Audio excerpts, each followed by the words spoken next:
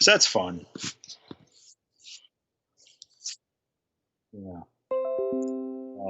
Yeah, I'm good on my end if you are. So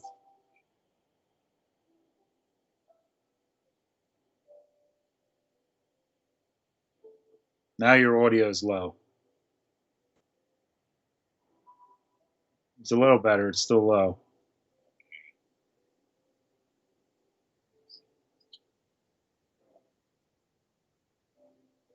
You're still pretty low. I can like barely hear you.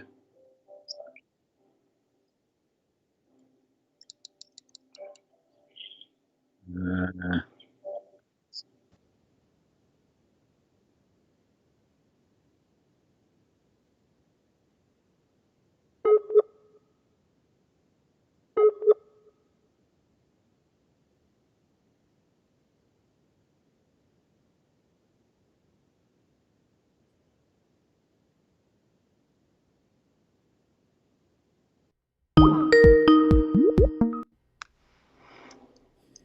you there?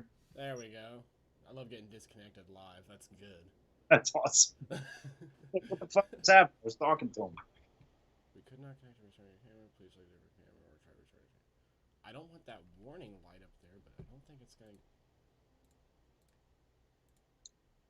Might not give me... I might just have to sit there. I don't really care. Whatever. We're here. Jacob loves my curly hair. Are we live now? Yeah, we've been live. We're just going to have to roll with it. Okay, here we go.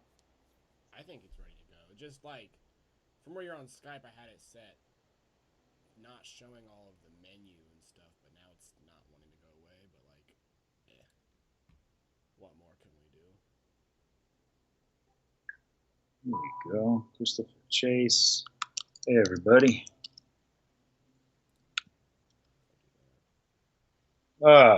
So how you doing over there in Ohio? We're here. I mean, it hasn't really been anything too fantastical over in Ohio, but like, I'm just alive. We're here. Same. Nothing Same. like a lot of the crazy stuff going on in the world hasn't hit here, so like, it's really been the same day to day thing over and over. Nothing, like I live in such a small little town, it never gets impacted by anything. So it just feels like nothing's changed. It just feels a little more boring. A little more. Really. Great. I'm sharing the link here and I'm spamming it to all the social media. I needed to get that post up, actually. For everyone actually here, which I think is 2 people, is our audio coming through fine? Is the video coming through fine? We had some hardware issues on both ends, so that's why he's asking. Literally about 5 minutes. Okay, no, that's too much of an exaggeration. I can't say that, but really, Eat your curly hair, Joey. right before we started, I had both bulbs on my light boxes burn out, and then also my mouse disappeared on my desktop. We were just having to figure it out. Oh for 2. So yeah. Hi, David. So there we go. There's Topco. The stream saved. David showed up. We'll have something to talk about.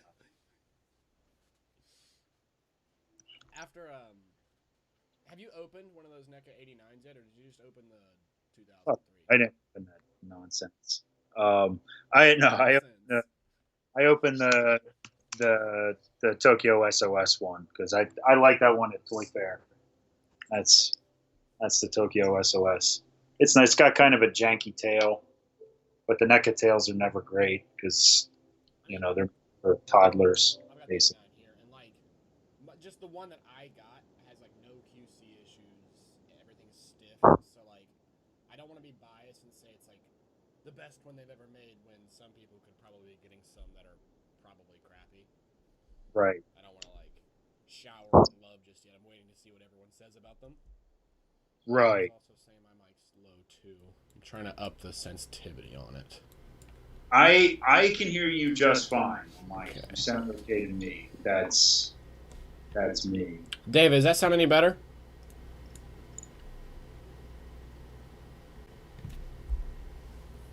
I should get like a stool or table or something I can put things on.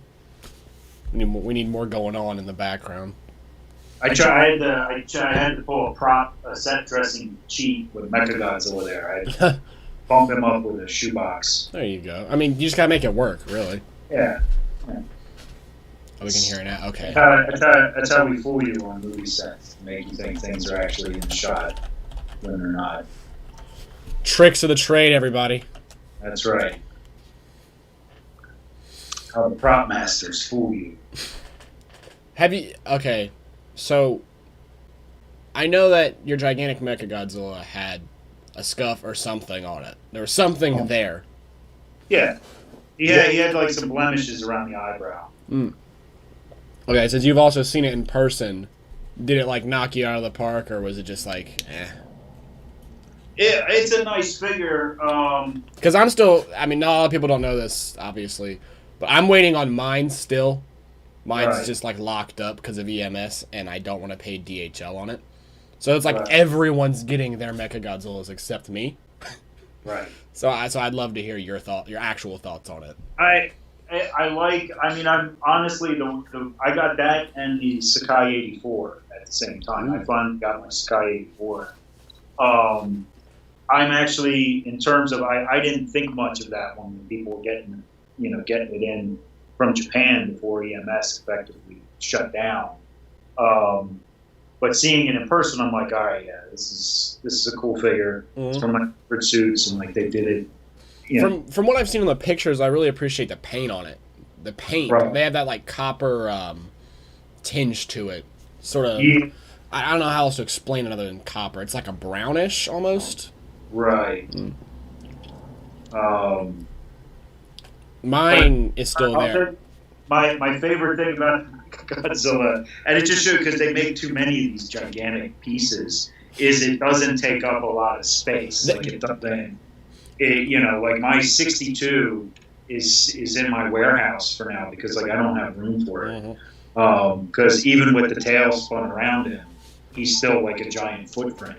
So that's why I was so quick to pre-order. Aside from like me just loving Mechagodzilla, like as soon as I saw it, I knew it wasn't going to be a shelf whore. Because like I also have got my 62. It's in a closet because there's nowhere else to put it until I get some meaty shelves. But I'm not okay. I've got some space and it is smaller, but it is still tall. It's pretty tall, isn't it? It's taller than the 62. I'm not sure. I can't say for comparison. It's big. It's a big tall figure. I mean, I've got it right next to the. Essentially, it's right next to one of the NECA quarter scale aliens. So they usually say they're 18 inches. They're more like 2 feet. Yeah. So, and he's sort of, because he doesn't stand up, he's so gangly. He's probably more like 2 feet. So he's probably like 20 inches tall, give or take. But I knew somebody as soon as I took it out of the box, and I was just like, wow, great. It has a couple of flecks of paint missing on the face. And sure, first comment, the X Plus septic tank group was, are those scratches? There it is. Someone's got to point it out. Yeah. Like, yes. It just so happens they are. Like, boo-hoo. Did you paint over it, or did you just kind of rub it out? Was it I just touched it up with some model paint. Ooh. Master over here. Yeah. David's saying I got a big echo. On my end, I haven't heard it, so I guess that would be through YouTube or the stream itself. Okay, maybe. See. Maybe I can turn. See if that fixes it. I just gotta play with the levels more. I guess they're picking up your voice now. Yeah. Let me see. Here, let me see if I have. I'll mute this. You keep everybody entertained. You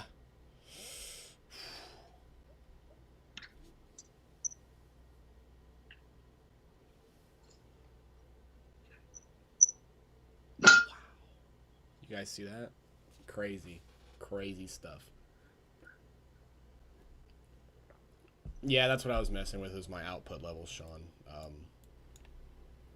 OBS is simple though, because like you got a bunch of dials just right there, so you just gotta hit that like sweet spot with what we're doing right now. I don't want my speakers to be too loud. Oh. I don't have the right headphones for this. I have newer headphones in the holder. Yeah, so I mean, mine are okay, but they're sort of just like daily drivers. Like they're not very special, and I feel like definitely if I was using this microphone, it would sound much better than I would if I was using a gaming headset. I'm not going to use that out for this type of stuff yet. I think I was able to fix your audio, by the way. It's better.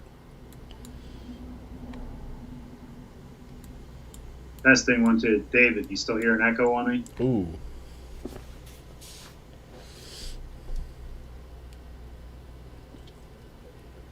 Yeah. Oh, goodness gracious. You hearing one on me? I'm not. Okay, he's saying that's better. Same.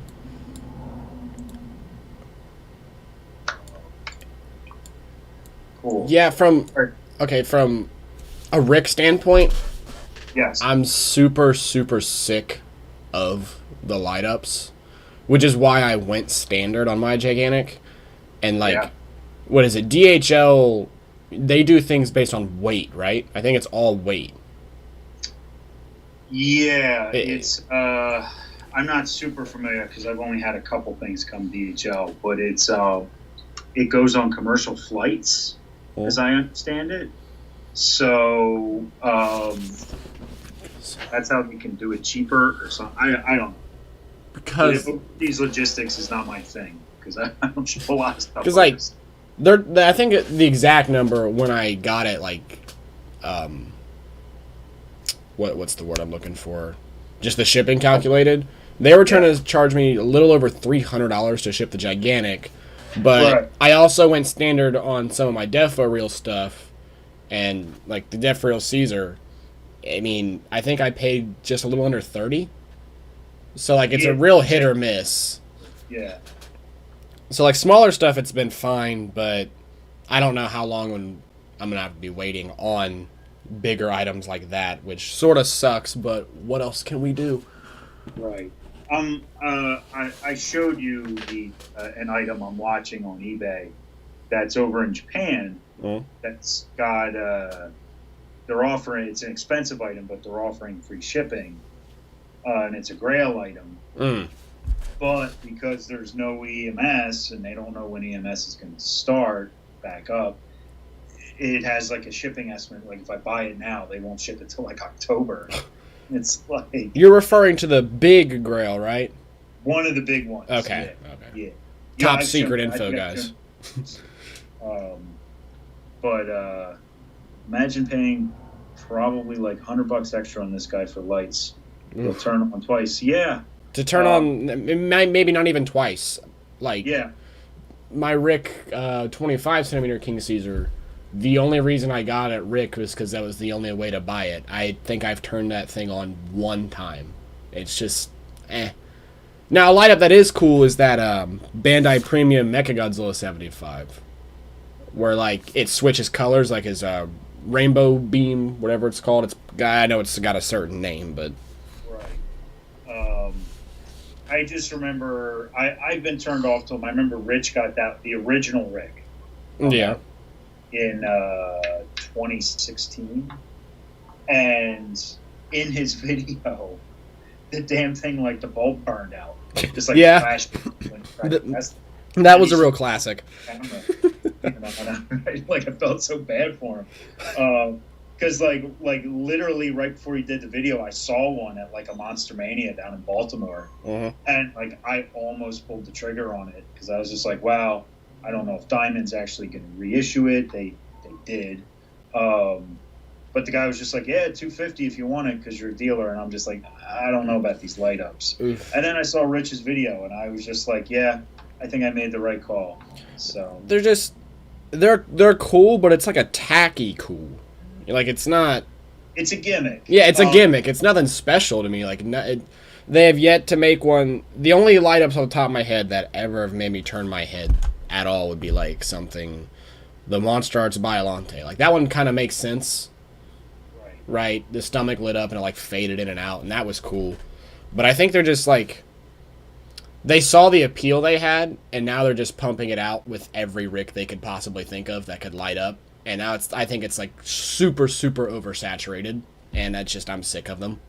Yeah. You gotta you gotta take the batteries out and shit. Like that's.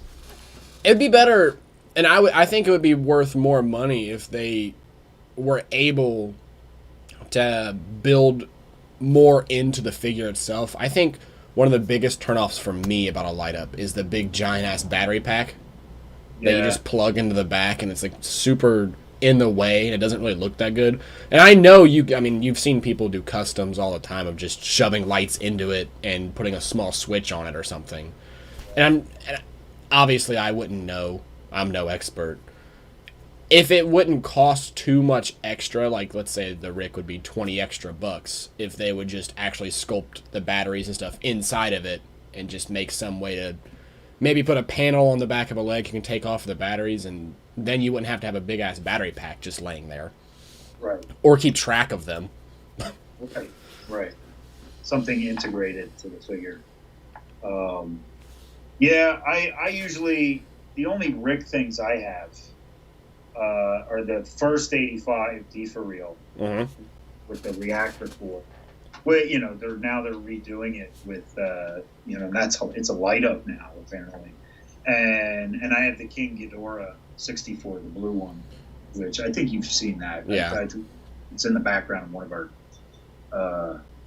one of our Instagram streams.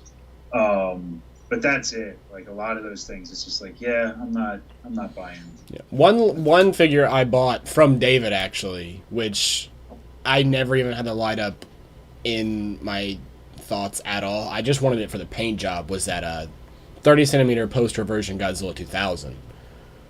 Oh yeah. Yeah, I just thought I think the paint on that was enough for me to switch over to it, and the light up on that even is still kind of meh.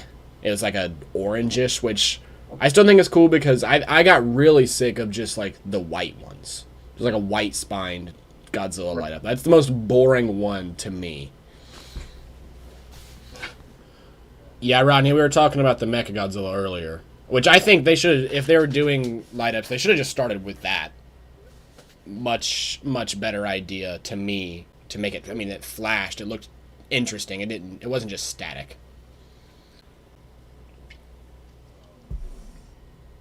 Yeah, I mean, I'm just glad that we've had 10 solid years of Godzilla collecting because true, very true. Godzilla collecting didn't start before X Plus existed. There was a void, and Guy said, "Let there be X Plus," and then we had a hobby, So. And that was just like when Rich sort of just popped into the universe. Yes. As soon as Guy said that. Yes. He sort of just materialized into this. Yeah. Like have you guys ever seen that gigantic Frankenstein model kit from Aurora, the older one? it looked like that. That one. Not Toho Frankenstein, but the actual 60s. The Universal, yeah. Yeah. Or Universal. Yeah. I said that to Rich a couple times. It kind of looks like you. We love you, Rich. Very much, if you ever see this. You said you had more details about your Ultraman comics that you're selling. Oh, did you want to get into that? I'd love to. That was an excellent segue, by the way. I'm what can I say, man? I'm just with his butter. So yeah, for all 8 of you watching, Marvel's doing an Ultraman comic that starts shipping next month. I think the street date is 9/9/9.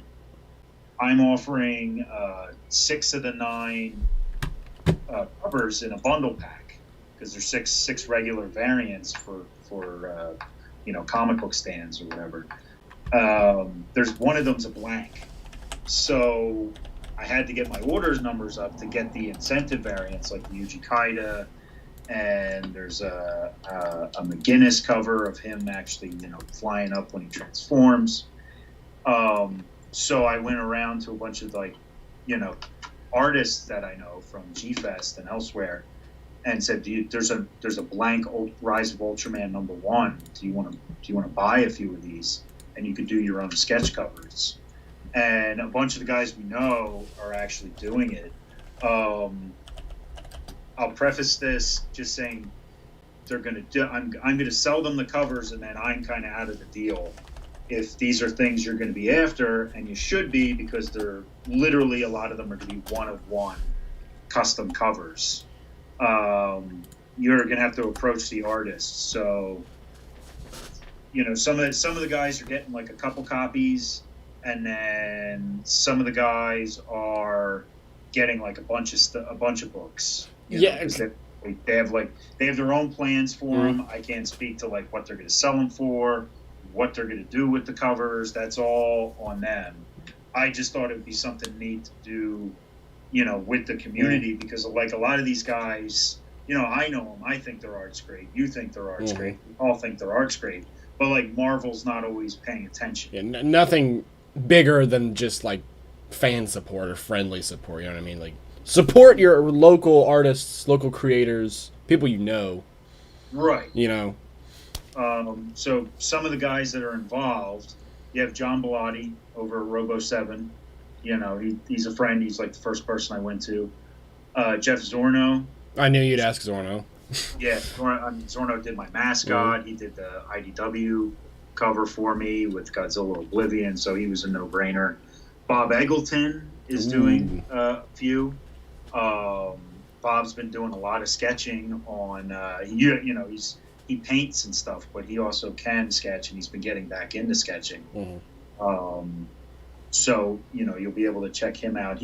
Bob's super active on Facebook. You can probably shoot him a message about it. Nick Shev, Art of Nick Shev on Instagram. Putting together the artist gauntlet.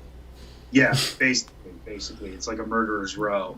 Kyle Yount from Kaiju Cast is good to do a couple. Kyle's, he's got a whole background in graphic design, and this is his shirt that I'm wearing, Godzilla 1985. Saved it just for this stream. Thank you for saving the 84 shirt for the stream. It means so much to me. It's either that or I wore it to my car inspection. So, it was one or the other. Who needs cars? Right. Larry Quatch. I hope I said his last name right. I meant to ask and forgot. I made some joke about his last name on Chris's Kaiju Combat account. Oh, really? Because he did some fan art for his Fan Art Friday, and I had said something real stupid, like Larry Quatch, more like Larry Schwatch, and Chris called me up and said that was like the funniest thing he's ever read. But he's just Larry Quatch on Instagram. Gino Patty, who he's been at G-Fest. I think he's like at every other G-Fest. He knows John Bellotti. Like they've kind of come up together. He does a bunch of his own art. He is Gino Draws. Gino Draws. I think I've heard of that because he's new. He's a new name.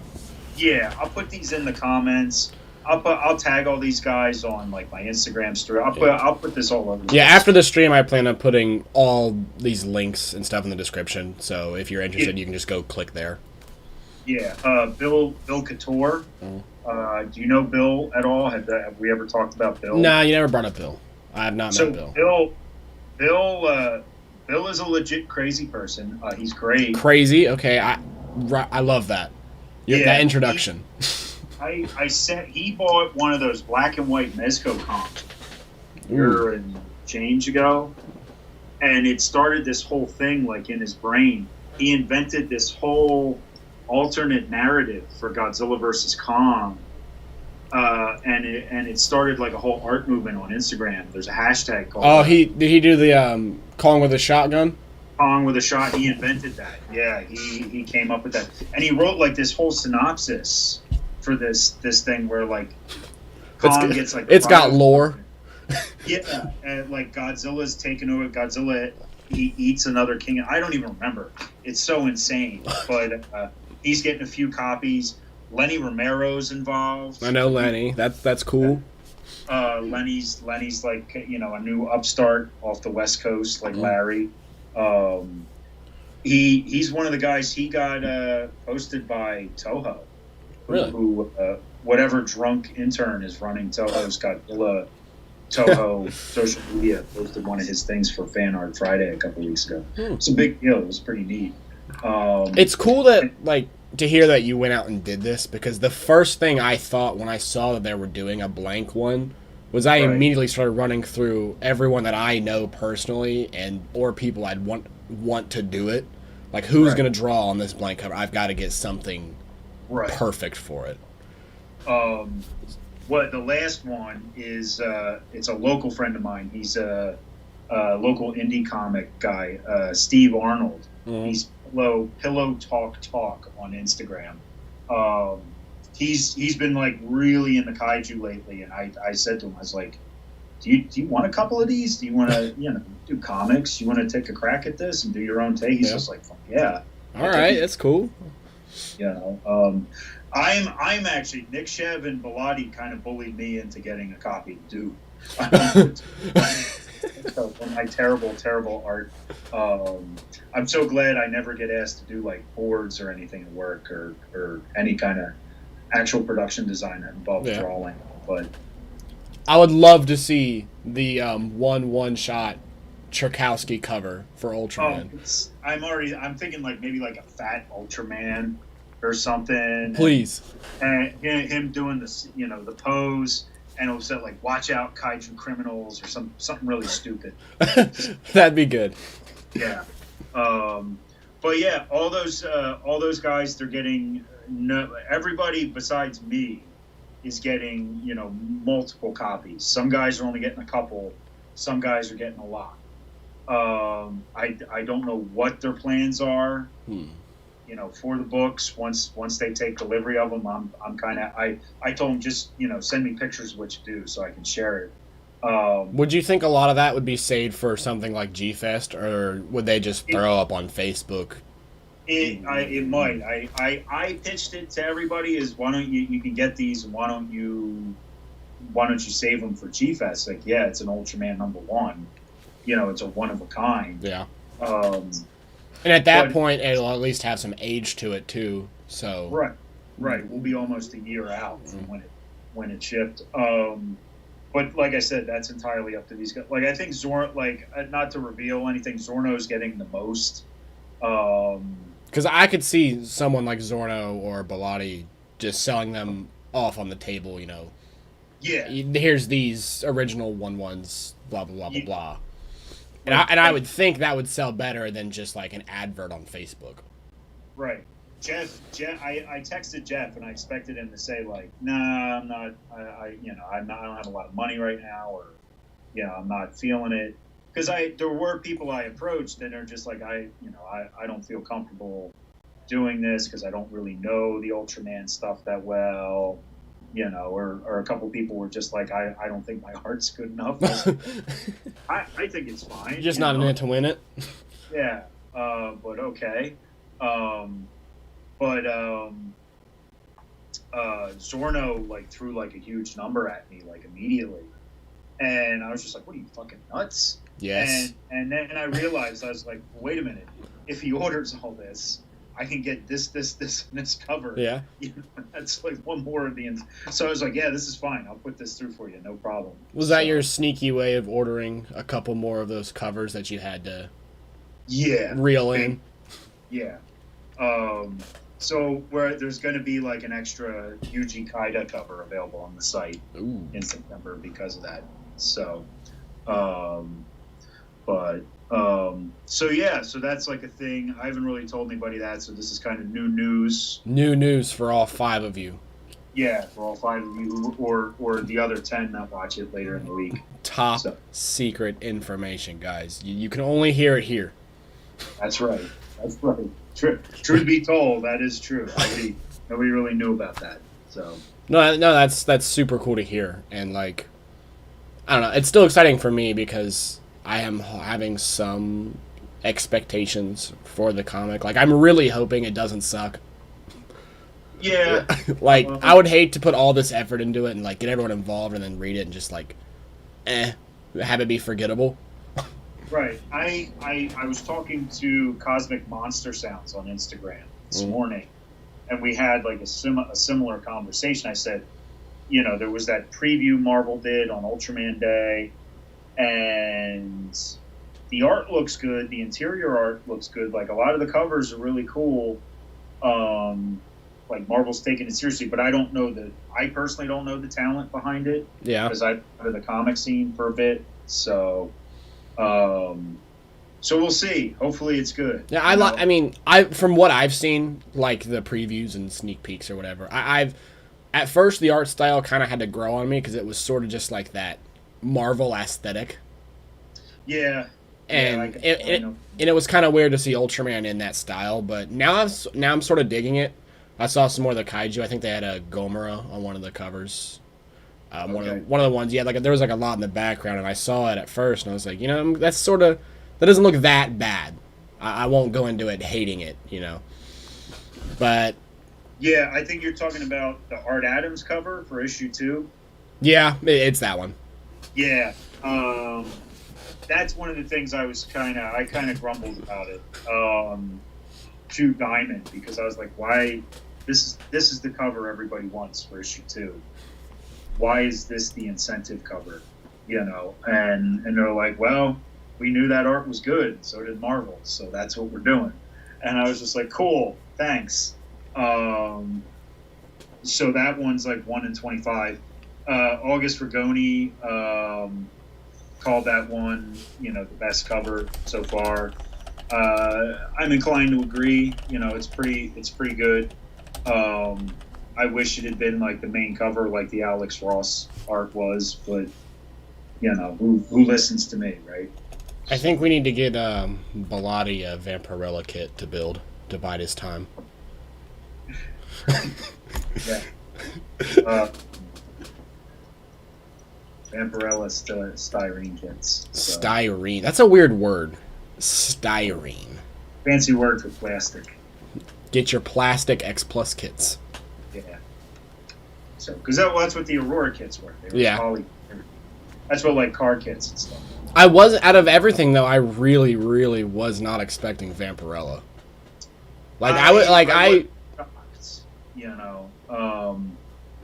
because I always call him Guy, but I think it's actually G. I think I'm saying his name wrong. Yeah.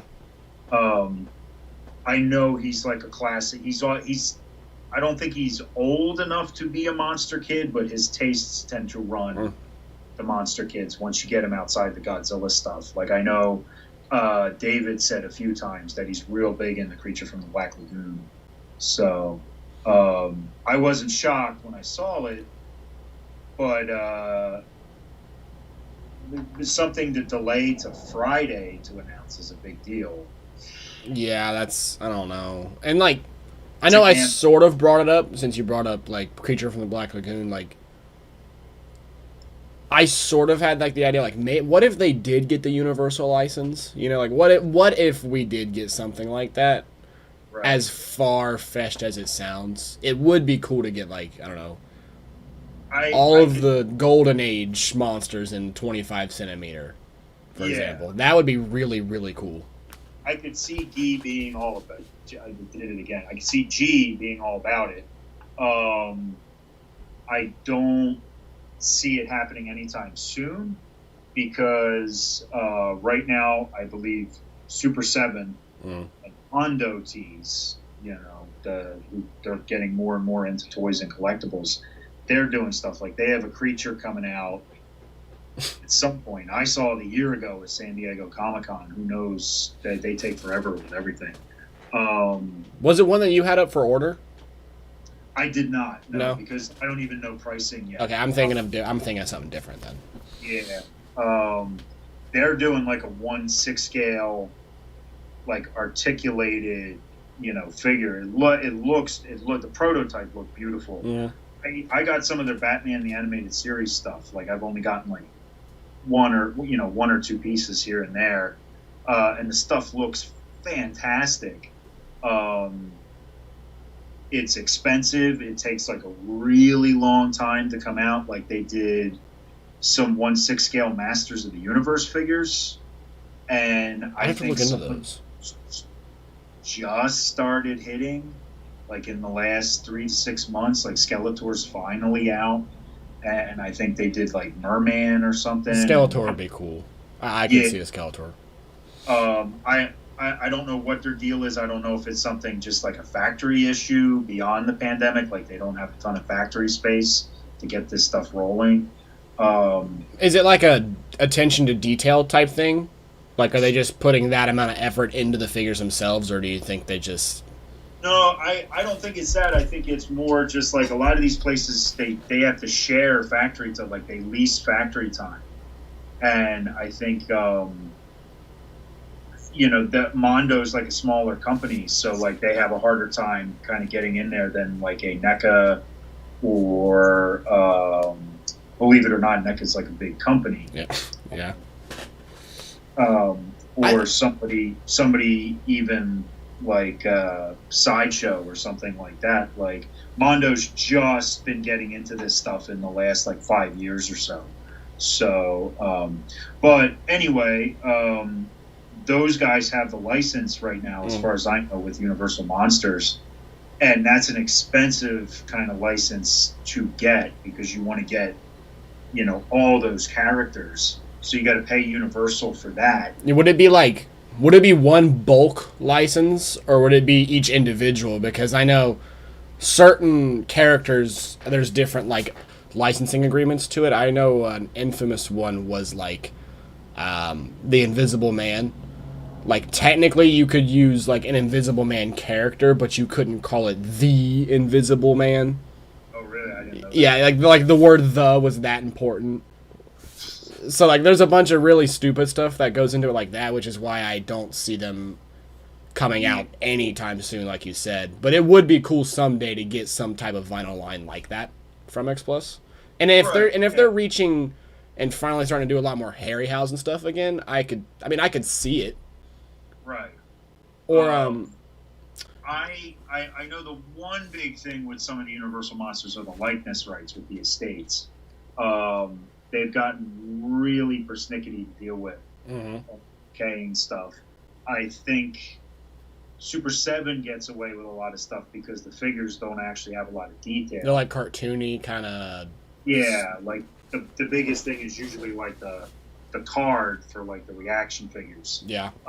The art that goes on the card. But something bigger like a creature from the Black Lagoon's one thing, because that's just a monster suit. You got to get Universal's A-OK. You're not getting like... It's sort of like Toho Frankenstein situation in a way, where you have to actually talk to some of these people to get the likeness rights and things like that. I get that. Exactly. Like you got to talk to Karloff's daughter or Bela Lugosi's son or something like that. So, I'm sure X Plus would love to do it. I don't see it happening anytime soon. I would like to, like the Collect All Monster guys were talking about, I would like to see them kind of expand the creatures that they do from Harryhausen, because like I know you were excited about the Emer and the Cyclops. Yeah, I want a Kraken. Yeah, a Kraken would be super cool. Rhetosaurus at this point. We definitely need a Rhetosaurus bad. And I feel like out of all their Harryhausen creatures, that one would probably sell the fastest. I've seen a lot of people really wanting one of those.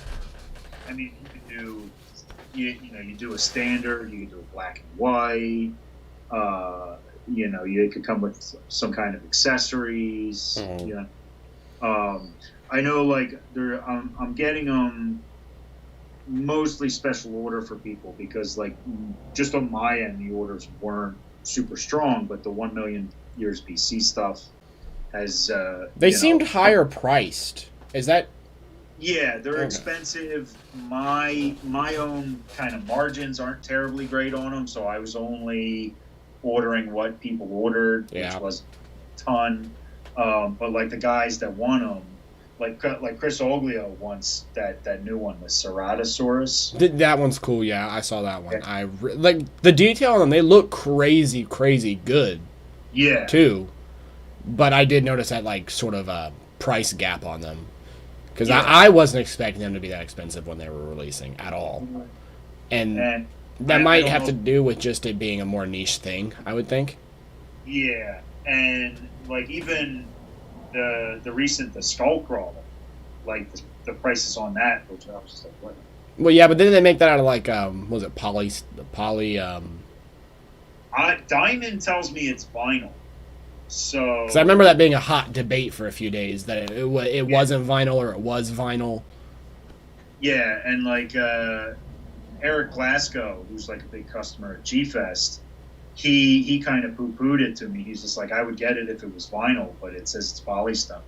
So I asked Diamond, and they're saying we're being told it's vinyl. So I don't know. I don't know what to believe on that. If it's vinyl, I don't see why it would be that expensive. When I Yeah. saw the price, I assumed it was going to be polystone already off the rip before. Right. I'm pretty sure like that little water base that it comes with will be polystone. That could be a thing. Like its whole base could be polystone, and probably Yeah. the top part could be vinyl. I could see that happening. I saw the old prototype they had at New York Comic Con, and I think like Bilotti saw it too. It's a big figure. Like you forget how big a creature that is because Yeah. it's got this long tail, it's got these big gangly arms and everything. So it's I think that's part of the price is that it's just a larger, but like in terms of like space, it's as big as like that, that fat ass Space Godzilla figure. Yeah, and I've seen his footprint a few times, and he is wide. Yeah, so that just might be part of it. That's another one. Like I got a few of them, but like because it's Star Ace, my margins aren't terribly good, so I'm only getting enough for like a couple people. They're doing like a set with it. They're reissuing the version 2 Kong with it too, and the set runs like $450, $500. It's just like that. You're entering gigantic figure money right there. Yeah, And exactly. and it's really a pick or choose. Yeah, and it's just like I'm sitting on a bunch of Kongs now. I got to order this damn thing again. Like I do have other product coming in. Like, yeah, I feel like the kid. You always had that kid in like high school. Like, my other teachers give me homework too. What you do with all this stuff? I said to my rep, I was like, I'm gonna have to pass like on the 2-packs. Like, I don't know anybody that's into this enough. If they're into it, they already got the Kong. They don't want another one. And all of the friends not a single person I talked to has even remotely mentioned that they've wanted it at all. I haven't heard anyone really talking about it. Right. Which sort of sucks because it's nice to see Skullcrawler again, but I think it is just because the way they went about it. Yeah. If it had been if it had been like under $150, it probably would have been fine. Which you'd think it could be. Like if they did a vinyl where he was just standing, I mean, it would have been more static, but they could have made a way cheaper one, I feel. Yeah. They're doing all the Planet of the Apes stuff too from the recent movies. Yeah, didn't they do like that Star Ace version of Defo Real stuff? Where it's like basically Defo Real. Standard vinyl 1/6 scale figures of like Caesar from all 3 movies, and him on the horse and stuff too. And like I saw them, and they're so expensive. I was like, NECA tried to do figures for the first 2 movies. Mm-hmm. I remember those coming out. They were nice figures, but like they got their heads handed to them because it's not, the movies are fine, but like they're not something that's like really tapped into. Yeah, it's not the most enormous fan base on Earth. The Planet of the Apes remake fans, like a lot of the original fans aren't into them at all. So. I like the remakes for what they were, but I still think they're vastly different pieces entirely. Oh yeah, Yeah. Like there's some of like the older Godzilla fans are usually really into Planet of the Apes, and like they hate those movies because like all the irony and stuff is kind of ripped out of them. So I don't know. I dug them. I thought they're cool, but I get where they're coming from too. Yeah. Like there's all kinds of stuff about the Hollywood blacklist and everything. The original Heston. So, but David says he's stoked for the Harryhausen dinos. Yeah, we were just running through those. Yeah, he's one of the dinosaur kids out there, the hardcore ones. So, he just kind of sort of reminded me of a fever dream I had, since we were talking about not only those dinos and X Plus and Universal, but I would want to see. I don't even know how you'd go about like getting these out or made, but I would want to see more things made from the Hammer films.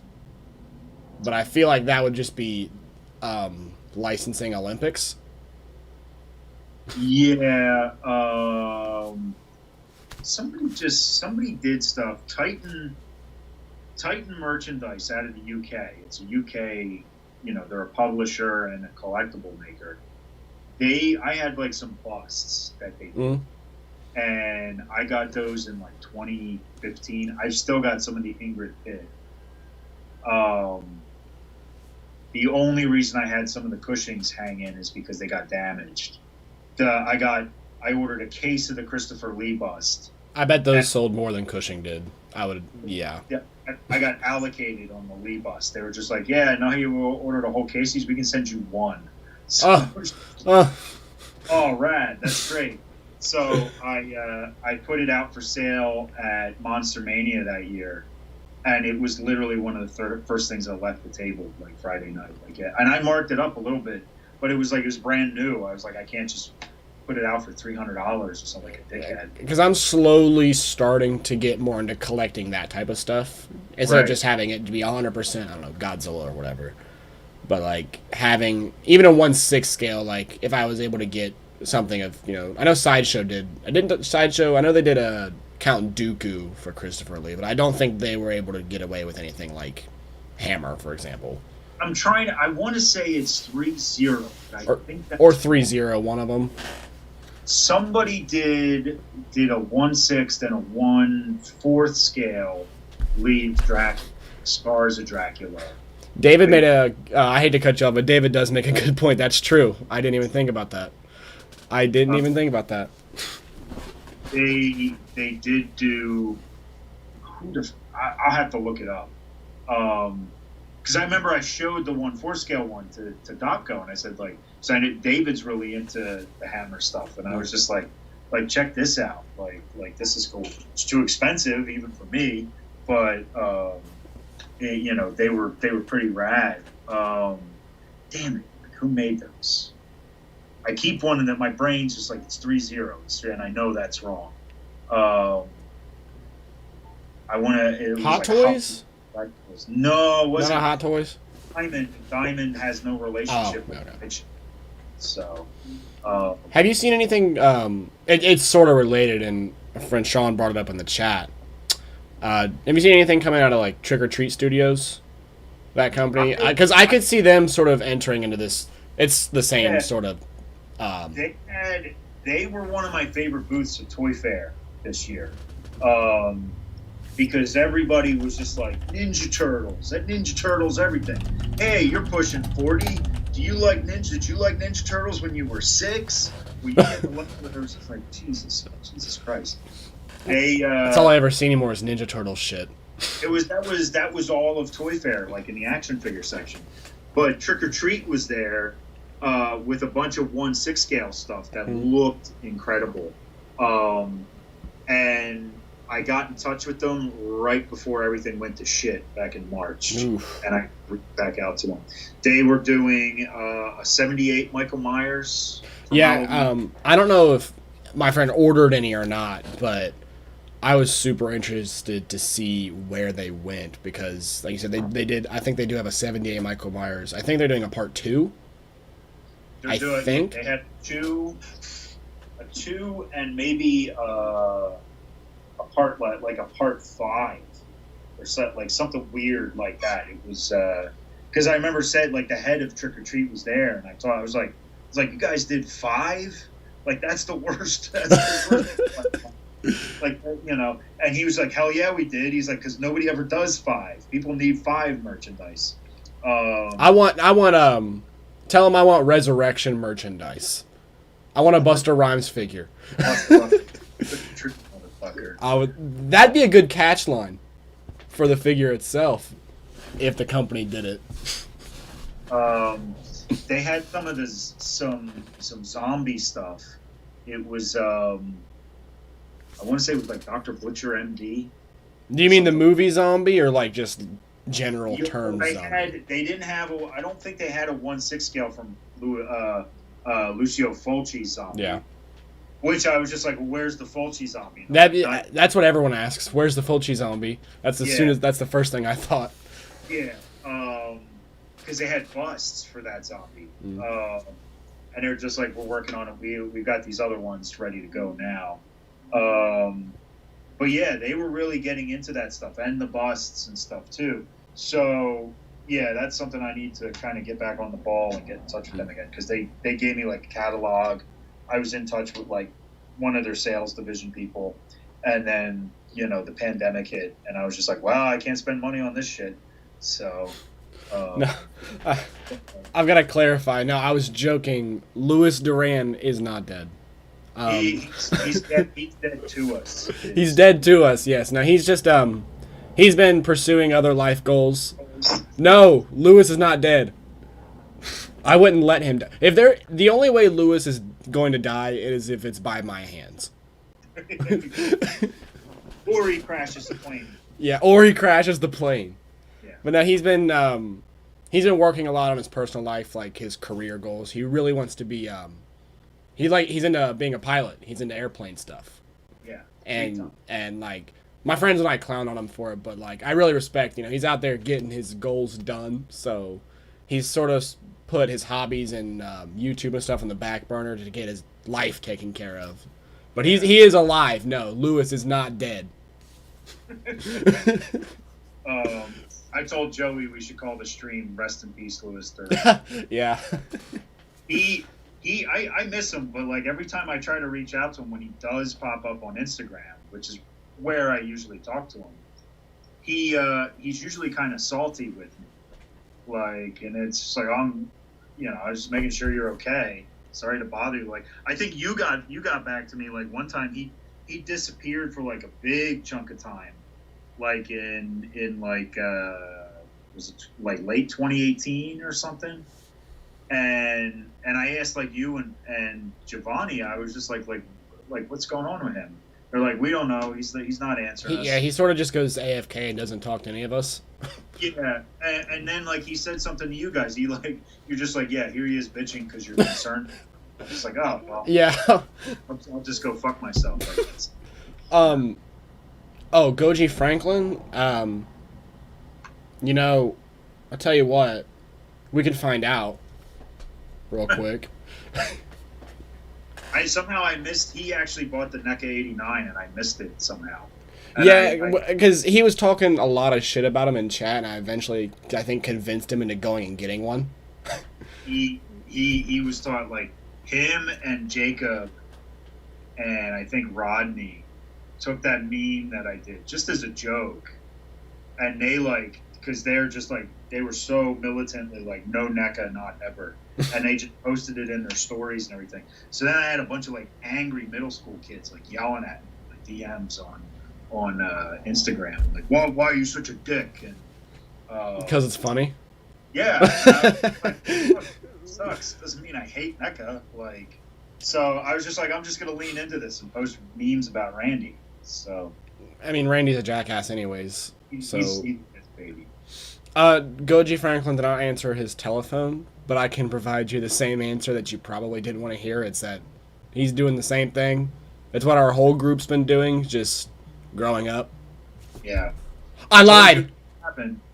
I told you. I said, like, look, this is gonna happen. You guys are young. It's gonna, your life's gonna come at you boys, and You're not going to see. You're not going to see what's coming. Javante? I got a Christopher here asking what happened to your channel in our live stream, and I just thought I'd call you and get like a real live answer from you. What you eat there? Yeah, Christopher Chase. He said, "What happened? Like, what's going on, buddy?"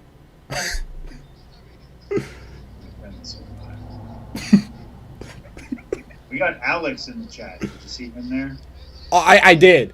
Hi, Alex. I actually never messaged him. I need to message you about something. But how many monster arts do I have? 11.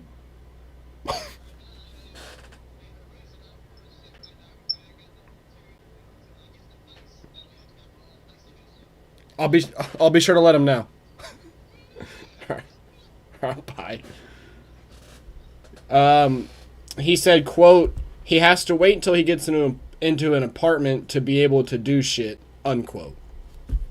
What does that mean? I don't know. Don't know. Do shit. So he's figuring something out. But we've all sort of just like, not that we're burnt out, but we all just got busy. Godzilla, he went to college. He's going back to college again. Yeah.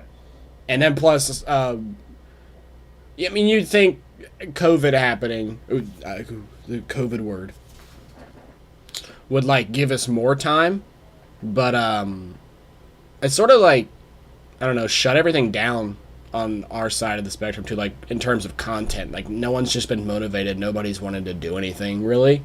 Well, and we've just been focusing on bettering ourselves and just. Yeah, I mean, what is there to do? There's no G-Fest, there's no other conventions. You know, nothing's being made right now that wasn't already in the pipeline. So, I mean, it gets tough to kind of put this stuff together. To answer the Monster Arts question, I think off the top of my head, if I'm counting Ultra Act stuff too, which I definitely do, I think I'm like 18 or 19 of them, even though I talk shit about that company every other day. The number's around there. You have a Burning Godzilla, right? I do. Which one do you have? You have the first one? I've got the first release, yeah. Which one? The first release. Okay. I just didn't. Steam one, the reissue, and I remember I was so excited to finally get that because like I wasn't collecting when it came out, and then I got it, and I took it out of the box, and like one of the chunks of the tail, like one of the joints is like turned, face the other way, and I was just like, well, this is it. This is how it's gonna look. That's where $80 of your money went. Yeah, cool. Great. Because I don't know, when they get their shit together, I feel like they can make phenomenal toys. Yeah. But some of them just get pumped out so fast, and they end up really, really, really slacking.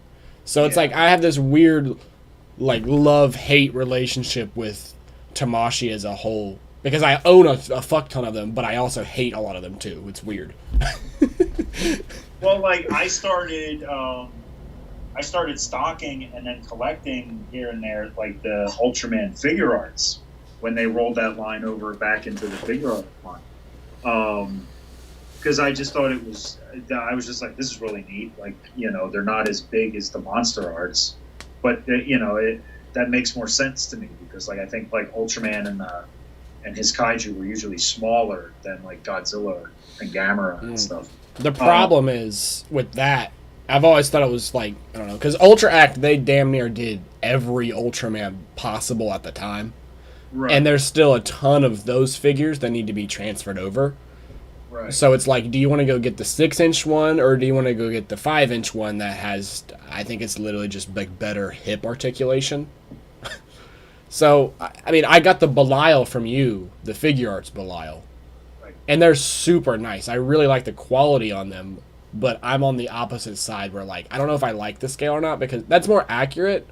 But I do like the other ones being a bit larger. Just a bit more figure there to work with. And they're constantly, like, reissuing the Ultras in that line. Like, I ordered, I think, like, all, like, the first 5 Ultra Brothers again or something because, like, they came up again. So I was just like, Might as well get there. Like there's not a lot of these at G Fest, so I might as well stock them for that show. I think those ship soon. So, but yeah. So there you go. Monster Arts and X Plus. That's all there is in Godzilla Collecting. That's all there is. And if you buy anything else, well, then you're evil and you need to never collect again. That's right. That is clear satire, sarcasm. The Earth was started 5,000 years ago, and then Godzilla Collecting started 10 years. That's didn't I bully you into watching Basket Case? You didn't bully me. I hung into the chats on one of the G Hustle like live streams a couple years ago, and I admitted I was like, I've never actually seen these movies, and you were just like, Michael, what the fuck? Because Chev said something about Basket Case Belial, and it just reminded me of that. I was like, Basket Case fucks. Yeah. I wasn't super into that movie. I'm told like the sequels are more my speed, but they're just. You just have to sit down and just fucking watch it. Like, you cannot have any expectations. You just let the movie play. That's all you need to do. I mean, what's it like? The version I watched was the one that was on Prime, and it's like the restored version, and it was restored by like the New York Museum of Modern Art or something like that. So like, that's weird. It's a big endorsement. So.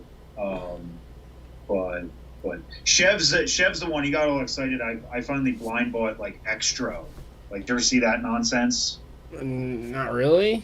That's like another weird like cult like alien horror movie from like England.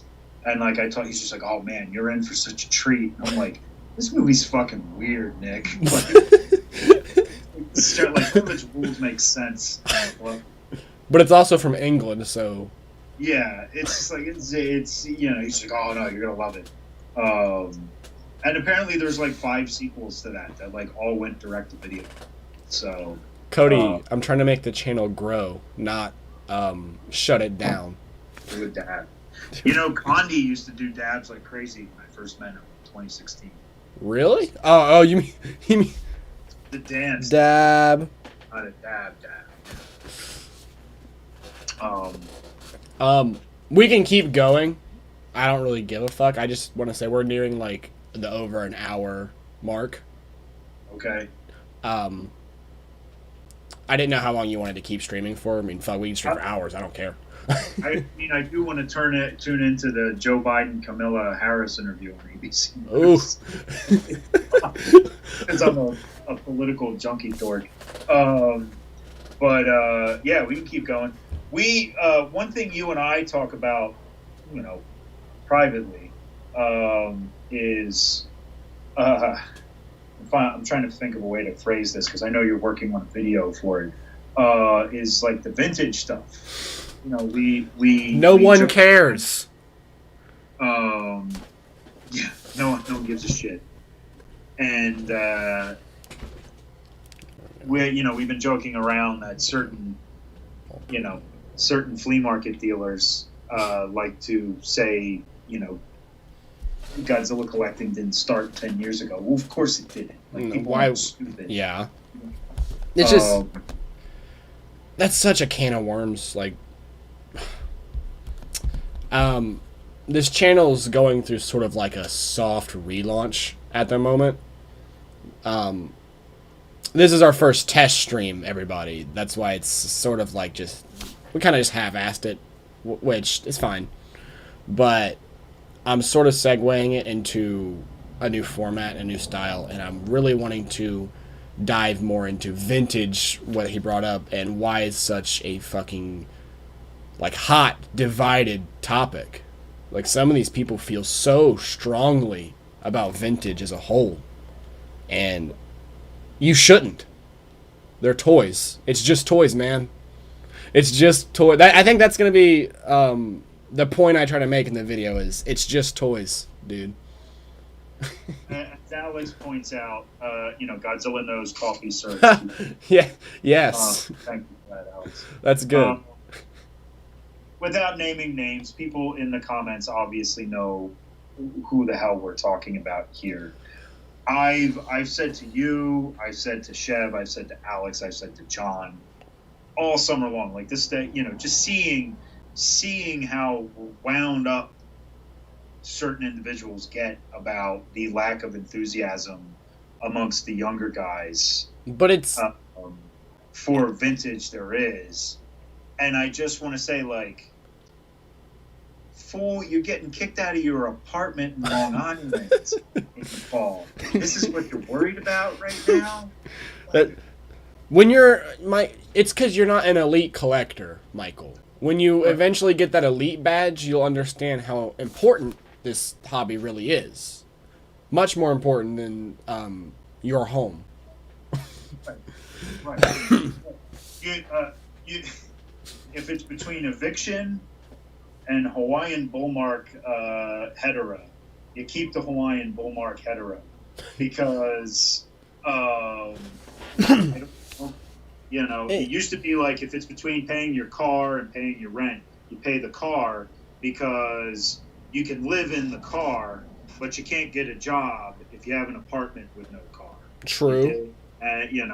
Somehow that's translated into like, well, I have to hang on to all of these super rare pieces. And the person we're talking about, to be fair, he does know a thing or two, and he does have. So I saw him buy a Popey Jumbosaurus that functioned in the box from another, Fat Cat vintage collector at G-Fest one year, and that's that's nothing to scoff at. Like, that's a piece. Like, I found out what he paid for it. I was like, well, shit, I would have given him more than that. Why is he giving this away for charity? I think one of the things when I was writing my script for this vintage video, I sort of dig into this. I think a lot of that stuff is actually super, super self-inflicted, and it's super toxic. How you could make a point like he says something along the lines of like, why aren't young people so enthusiastic about vintage? Right. But when everyone is gatekeeping vintage, how are they supposed to be enthusiastic about it? Right. That's something,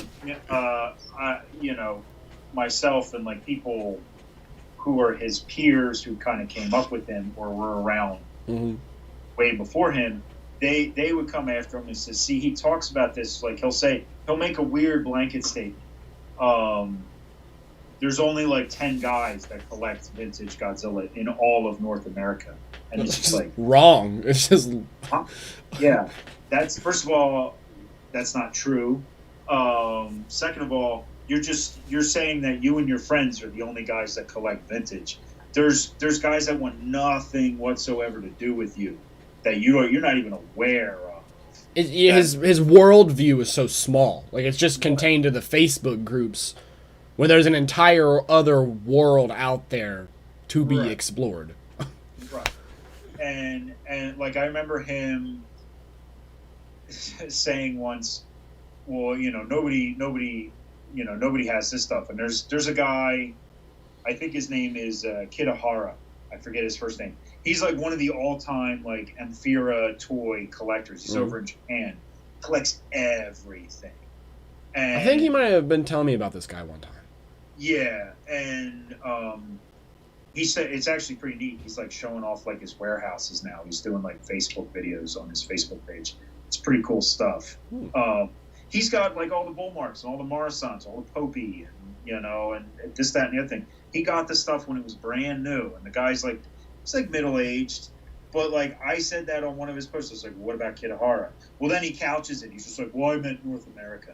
And it's just like, well, what about Greg Shoemaker? Well, I meant guys that are still in the game. I was just like, oh, okay. Like how small ball are we going to make it? You just got to keep backpedaling because you can never be wrong, Michael. Right. But like Mark Suggs, who was in like one of my YouTube streams, who's helped me out at G-Fest, not to blow up Mark's spot, but like Mark's a pretty formidable collector. Like there's stuff like if I don't know what it is, I've asked him a few times because he knows. He used to go to Japan all the time as a younger man, and he's a big Gamera guy. Well, this scuffed up Bandai dealer posted something in one of the groups saying like, I have the biggest vintage Bandai collection in the world. In the world. Somebody said to me like, wow, Mark Suggs, without even trying, his collection will just blow this dude out of the water. So like Mark had bought a couple things from me at that point. I reached out to him. I was like, would you like to play a practical joke with me right now? And like on this guy's post, like Mark just started posting pictures like from his home office of like all this great stuff he had. And like Mark has great stuff. I don't even know half of what Mark, I don't want to know. It's like information I want to have in my head. Yeah. And he just like destroyed him, and like the admins at the time were just like, yeah, like we don't know why he does this. Like it's But then when you're also an admin, he can kind of just do whatever he wants with that. Yeah. And I think that's the true tragedy of it, is that he has the power to do whatever he wants. Right. So he just sort of does this on a pose now, and they just roll his eye. They just enable him to do it, which is its own thing. And it just makes me glad I'm not in that group, in that social scene anymore. And it's just, this video has been taking so long to make because there's so many different things to talk about when talking about it. Right. And like, I don't even want to like really gild the lily here, but like, we talked about it in the KaijuCon line stream that we did. We did. Sunday. And like the most simple point you can always boil this down to, that he never seems to get, is why would you guys spend God knows what he's charging on one bull mark at his table, and then you're done basically for the weekend. Like you're trying to figure out if you can get a goddamn hamburger at the hotel bar, or you could buy 2, 3, 4, 6 things, throughout the weekend and stretch your money. Like you're all young guys, like, and it's also like it's a charisma type thing too, because knowing full well and seeing more personal posts that just like could straight up say like, younger collectors are irrelevant to me, and then try and sell that person something that expensive is completely ass backwards, when you could buy something from somebody that would actively want to see you grow and learn and maybe teach you about the hobby, instead of just milking you for it and telling you to fuck off. Right. Not making eye contact. Yeah. Which happened to John Bellotti. That was the impression he made right off the bat with John Bellotti. Nice. But Nick Shev says charisma is a total myth. A total myth. Yeah. Okay, Nick. Explain. Yeah. But like even like I think same thing. Like Chris, he bought like a couple bull marks like last year or the year before. Yeah, he bought. I know he bought 2. I think it was the Ghidorah and the Godzilla from Sean. Right? Yeah. Yeah, I know he got a Godzilla. He got a blue Godzilla from Sean. Because, say what you will about Sean. I know some people like him, some people don't. He's a businessman, and that's how I approach him. He knows Sean's his shit, though. To you. When you walk up to his table and say, I'm interested, he's going to sell you stuff. Mm-hmm. So, how else are you supposed to make money? Exactly. And, reminder that a kid got bullied and booted for enjoying a bootleg that was... I assume Mr. Godzilla is referring to the Godzilla Collectors Group booting somebody. That definitely... I think... Wasn't that like a week or 2 ago? Like Sean, I think there was like... I remember that being an event real quick that happened. I heard something. You said something to me, or it's blurry to me. It's not like it was something super noteworthy. I had to remember, but one of my other customers, I've been out of that group for 3 years, and I still get updates about it. It's like, what do you want me to do, guy? They exiled me. I don't want to. I told them I don't want to come back. They invited me. Yeah, I bugged them for a while. I said you should, I know there's a strict no bootleg rule, but you guys should maybe bend the rules for like a week and do like a bootleg week. And That'd like be even funny though. yeah, Rich, I would break their balls about it, but like Rich even said he's like, I said to him I was like, if you do that, like there's a lot of bootleg Bandai shit out there. Some people like I see stuff and I'm like, what the fuck is that figure? Like I've never seen that figure in that color before. I have seen there are a lot of crazy. I've met bootleg collectors. Yeah, which yeah, is weird to hear. Like I've told like local guys that they like local dealer friends buy those Takara Sparkers for me. I told them I said even if you see the knockoffs, just get them and I'll buy them from them because I want those too. Yeah. Because some of them look exactly like the legit thing, but some of them are other like weird cut like a blue Angelus and stuff. Haley, hi Haley. She's off work now. I guess she's here. Haley. Didn't want to cut you off with that, but I just thought I'd say hi. But yeah, I said like, why don't you guys so like people can know what's out there as a bootleg? And they're like, no, never, not ever. No, bootleg's bad. Like, yeah. Okay. And like, it's just like he's like I talked to him about it privately. I was just like I don't get it. And he's like I don't know what their problem is. They're better than you. That's their problem. Yeah. Is that they're better than you. Yeah. And there's nothing you can really do about it. And it's just, if that's how you want to think, then go ahead. But you're only furthering the divide of the fandom, as you've coined, rather than bringing it all together. Got a Mechagodzilla toy graph booth for $20. I know which one he's talking about. Those toy graphs, I've seen that one. Yeah. Yeah, they pop up a lot. I've seen people paint them, too. Yeah, it's like a blank, basically. Mm-hmm. David had an interesting point in the chat a few minutes earlier. He said like he's been in the game longer than most, and he's just now starting to get into vintage stuff. And I feel like that's the natural progression that like a lot of these guys who grumble, about Youngbloods that don't buy vintage seem to miss. It's you level up to that stuff. Eventually. Yeah, like someone being 10, 12, 13 years old getting into Godzilla is not gonna start off with the original Bullmark Ghidorahs going for hundreds and hundreds of dollars. They're not even gonna know what the fuck that is for another 10 years.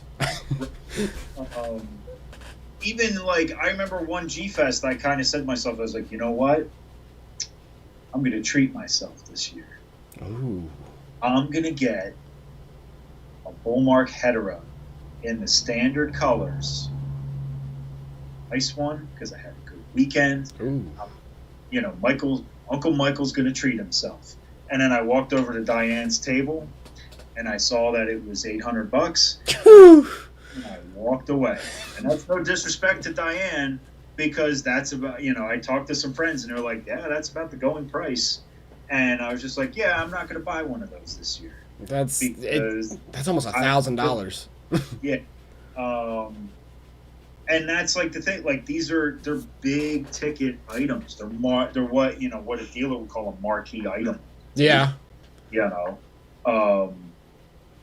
And a lot of these guys don't get that. Like people don't necessarily have that money to throw away on one figure. Like that's their wad for the weekend. Like they'll get there. You guys, everybody in G Hustle, if they stick with the hobby, they will get there. And it's just the amount of information too. It's just 90% of the people, it's not even that they don't like vintage or they wouldn't collect a vintage. It's just they don't even know what it is. They've never even heard of it. And I was like, I learned much earlier than others, but even some of my closer friends have no idea. Even if you just said like a Bullmark, they would not even know what that means. Right. And that's sort of the goal of this vintage video I'm making is also, it's sort of going to be a big, giant, I want it to be not only a great discussion piece and break it down and really get to the bottom of it, but I also want it to be a video that you can click and learn a lot of the real basic stuff. What Bullmark is, what vintage is, what some of these figures are before they are completely just forgotten, because that is a very big possibility.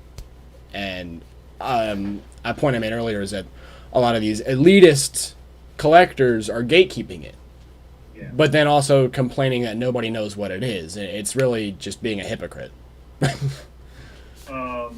Which is a shame, because this stuff, when you talk Morrison, Bullmark, Hopi, that stuff was kind of in line with like a lot of the Aurora Monster Kid stuff in the 70s. That stuff here, the Aurora, the Monster Kid stuff, not vintage Godzilla. That stuff, you're starting to see it. The prices are dropping on a lot of it, because those guys are all like boomer age. They're mostly men. They're boomers. A lot of them are dying off. So like their collections are getting sold off. They've got, they're retiring. They're not making the money they used to. I've sort of noticed that too, because recently I went to, there's like a small, almost forgettable hobby shop near me. Like you would never see it unless you actively tried to find it. Yeah. And they had a few of those original Aurora kits. And they were still pricey, and I wasn't going to drop that kind of money just on a kit. But I have noticed that the prices on those have slowly begun to drop compared to a few years ago, when in my head, I never really imagined I'd be collecting those for a much longer time, just because of, trying to find them complete, as well as trying to find them that, there aren't destroying your wallet. Yeah. The peak for that stuff was like the 2000s, like right around like 2010. Sideshow lost the Universal license. They were doing a lot of the high end stuff that you were, hoping X Plus would do. And now those guys are older, but like the vintage Godzilla stuff, and that stuff kind of crosses over in terms of, audience. That stuff's still kind of holding or increasing in value, because there's just not a lot of it to go around. But you have all these, dickhead gatekeepers that are yelling at the young guys coming up, like, well, you don't give a shit. You only collect X Plus and Monster Arts and NECA. Godzilla didn't start 10 years ago. It's like, and there's so many different ways you could take that too. Like, fuck you. What if that is what I collect? Like, do you have a problem with that? Right. Right. I get where they're kind of like, I wouldn't have as many X Plus figures as I do now if I didn't have a diamond account. It's something like, oh, I'm getting 48 of this. I'll get 49. I'll keep one for myself. It's the perks of being a dealer. Just some people, like, before that I had a X Plus Iris from like 2003. That one's like it's Iris. All right, I thought in my head I was thinking of the Legion. My bad. No, it's Iris. It's like 6 inches. It was like $10. And just some people have other priorities with this shit. Yeah. And these guys have to get over it. Orga the Great pointed out, they said they feel like this can be said about all forms of collecting. That's true. I think it feels louder in the Godzilla scene because there's less of us. That's a good way to put it. I was just thinking of a way to put that into words, and I think you kind of hit the nail on the head. There's less of us, so those certain people that are super, super loud are much more heard than other communities. Right. And what I've said about those individuals multiple times to people who get wound up about them and bitch to me, I always quote Denzel Washington in American Gangster. I say, think of the G-Fest dealer's room this way. The loudest one in the room is the weakest one.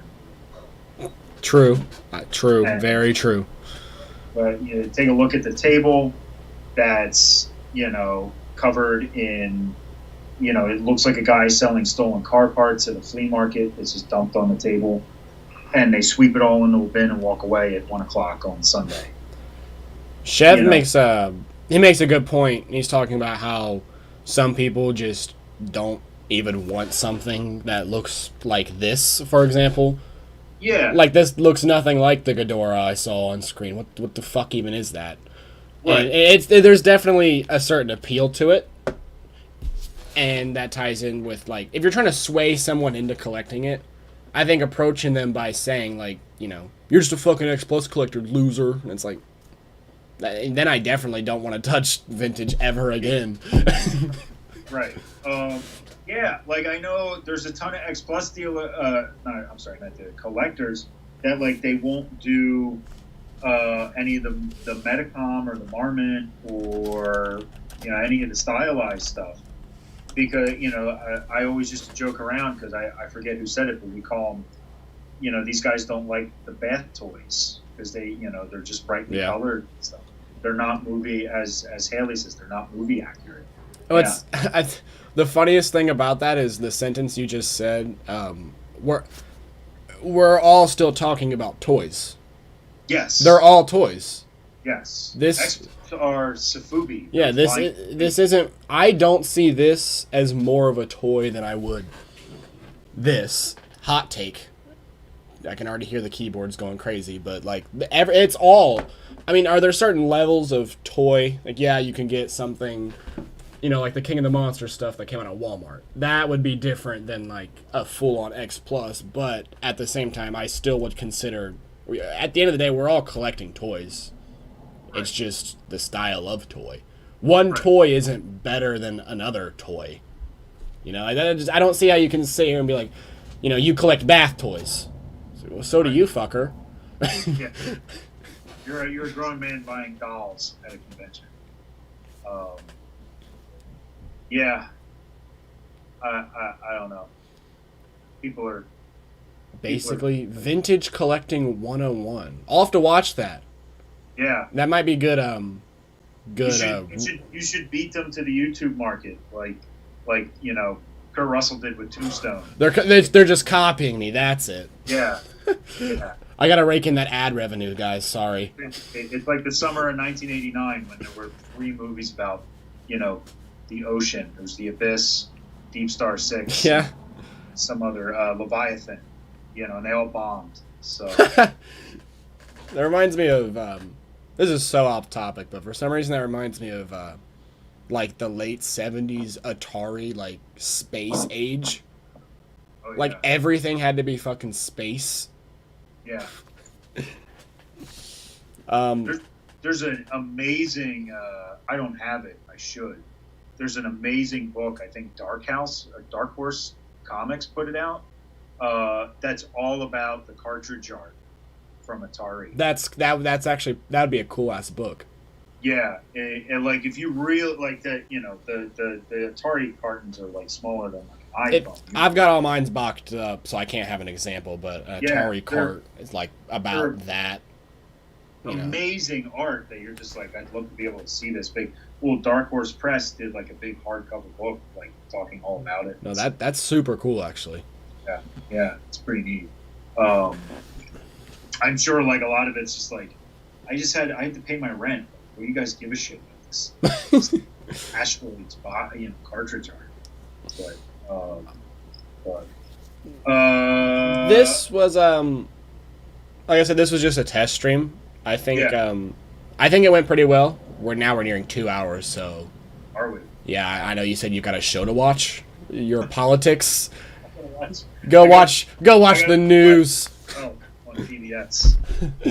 I just want to say thank you for everyone that actually decided to watch, and thank you to the people that will eventually click this and watch it.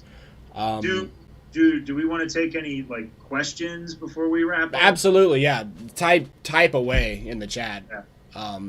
Now that we're kind of just here, but this format itself, I think, is going to change. I don't see myself using the webcam too much. I might. I don't know. I'm not going to explain it too much right now, but the channel is sort of getting a soft relaunch. And we were hoping to have that up before this stream, but it didn't work out like that.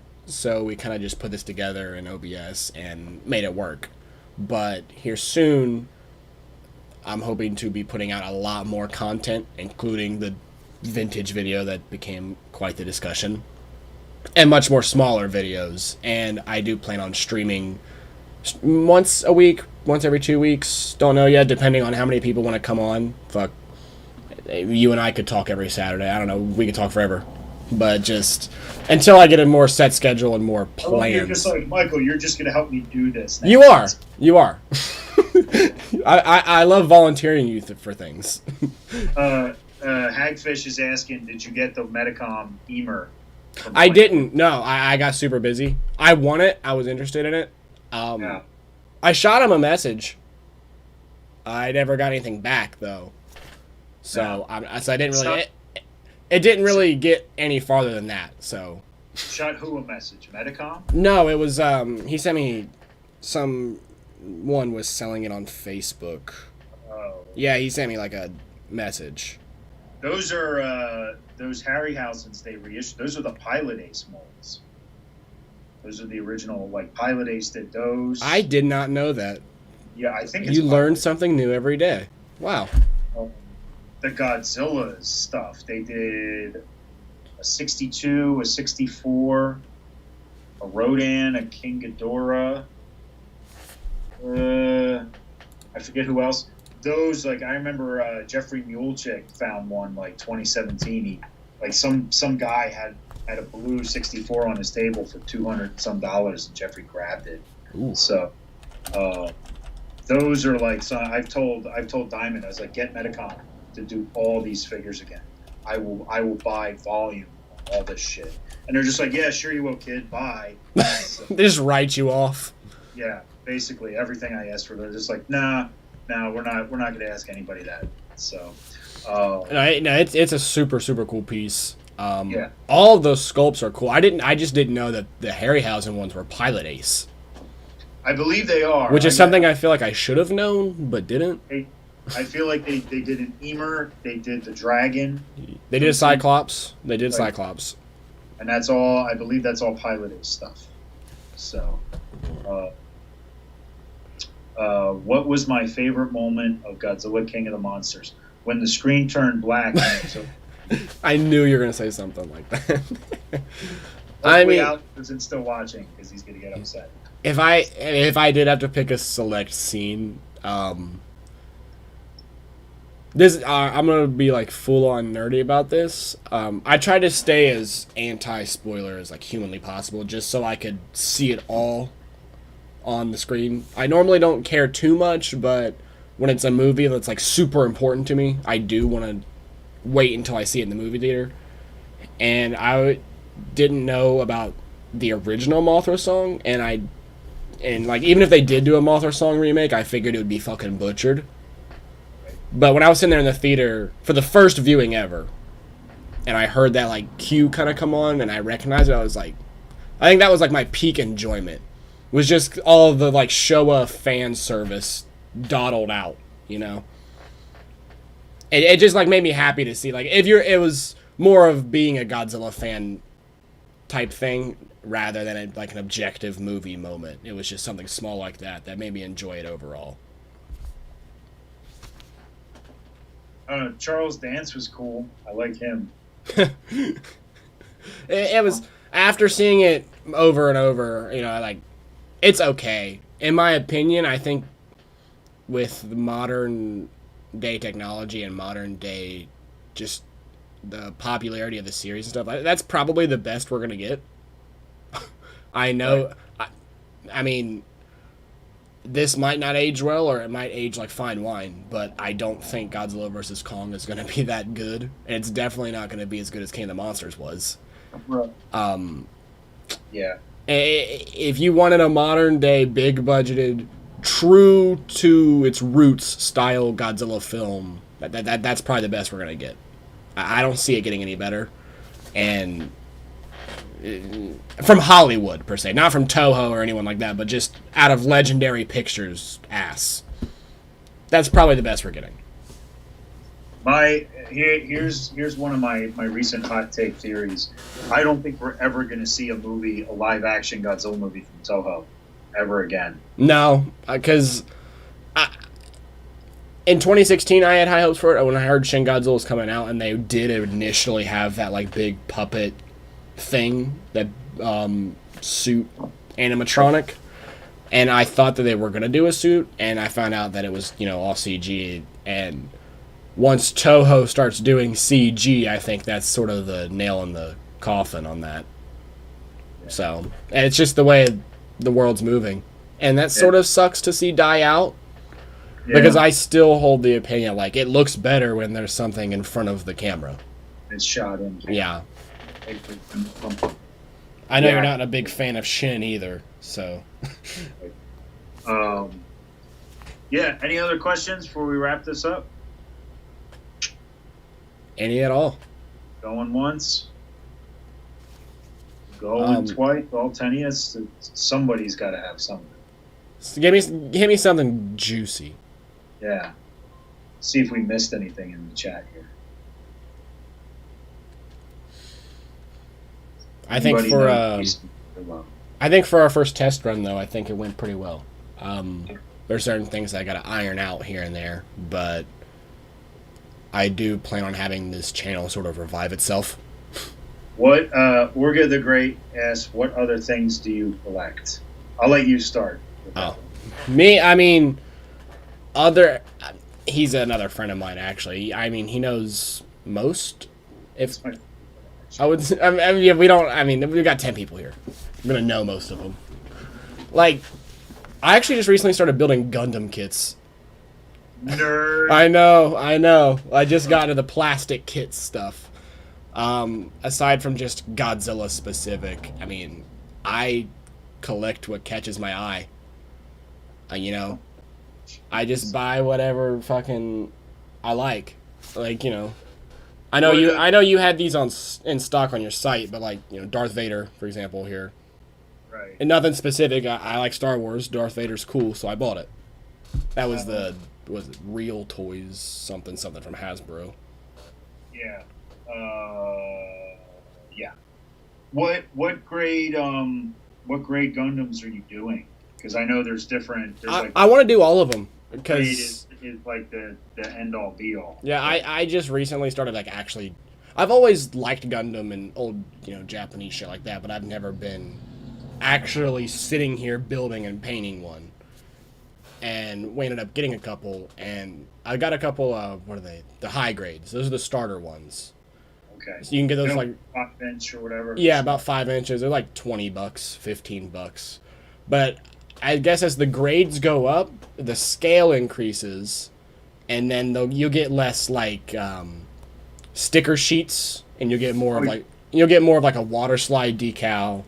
And then I know the master grades, their internals are different. They're sort of like the Bandai Rise stuff, where it's got an internal skeleton, like a frame. Then you build around the frame, and then on the real grades, it's more of just kind of click, click, click, put it together, ball joint here, ball joint there. But as the grades get higher and more expensive, they just end up being better figures. They go from looking more plasticky to more professional, like a Tamashii figure or something.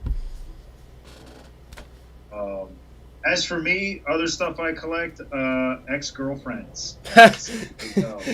Numbers always going up. Yeah.